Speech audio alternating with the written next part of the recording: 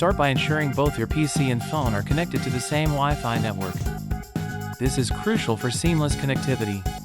Next, download a remote desktop application on your phone, like TeamViewer or Microsoft Remote Desktop. These apps enable remote access effectively. Open the application on both devices. You'll need to sign in or create an account if you haven't done so yet. Once logged in, look for your PC on your phone's app. Select it to initiate the connection. It's that easy! Now you can control your PC directly from your phone. Navigate through files, run applications, and even use your keyboard. Enjoy the freedom! Whether it's for work or play, controlling your PC from your phone opens up new possibilities.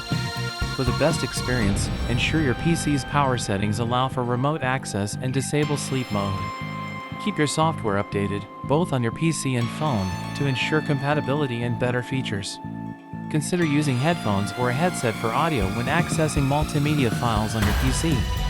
Try experimenting with different apps to find the one that suits your needs best. Each has unique features. Stay secure.